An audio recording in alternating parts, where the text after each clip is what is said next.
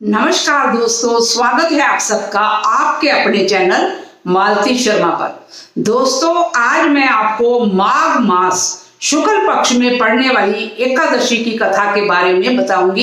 इस एकादशी का नाम जया एकादशी है, जो कि सन 2021 में 23 फरवरी दिन मंगलवार को पड़ रही है। जया एकादशी के दिन स्नान से निर्वृत्त होकर विष्णु भगवान जी की पूजा करनी चाहिए।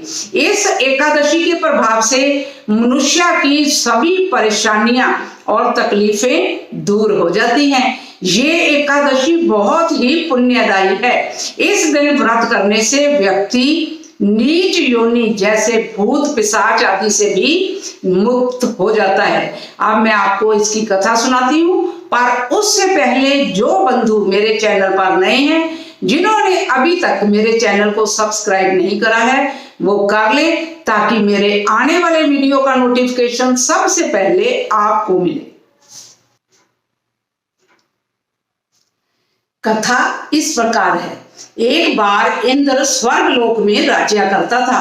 वह अमृत पान कर नंदनवन में अप्सराओं के साथ आनंद पूर्वक क्रीड़ा किया करता था।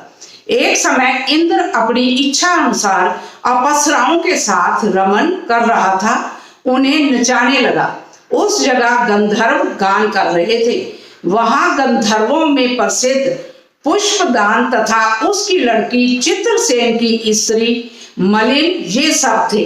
उस समय पुष्पवती नामक एक गंधर्व लड़की माल्यावान को देखकर उस पर मोहित हो गई और काम बाण से चलायमान होने लगी।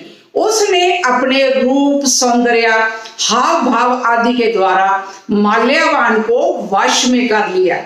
पुष्पवती अत्यंत सुंदर थी।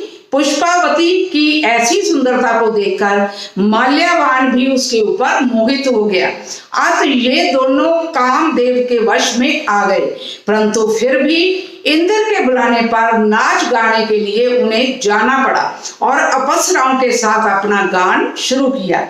यद्यपि वे नाच गाना कर रहे थे, परंतु कामदेव के प्रभाव से उनका मन नहीं लग रहा था और वे अशुद्ध गाना गाने लगे।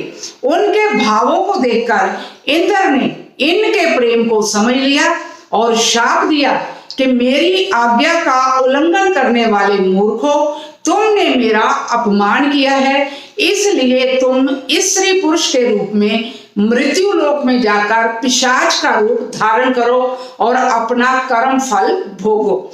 इंद्र का श्राप सुनकर वे अत्यंत दुखी हुए और हिमालय पर पिशाच बनकर दुख पूर्वक अपना जीवन व्यतीत करने लगे। उन्हें गंध, रस, स्पर्श आदि का कुछ भी ज्ञान नहीं था। उस जगह महान दुख उनको मिल रहे थे। रात दिन वे उन्हें एक क्षण भी निद्रा नहीं आती थी। उस स्थान पर अत्यंत सर्दी थी, जिसके कारण उनके दांत भी सर्दी से कटकटा रहे थे। एक दिन पिशाच ने अपनी स्त्री से कहा, ना मालूम हमने पिछले जन्म में कौन से पाप किए हैं, जिसके कारण हमें ये सजा भुगतनी पड़ रही है। पिशाच योनि से नरक के दुख सहना उत्तम है। इसी प्रकार अनेक विचारों के करते हुए वे अपने दिन व्यतीत करने लगे। देवयोग से एक दिन माघ मास के शुक्ल पक्ष की जया नाम की एकादशी आई।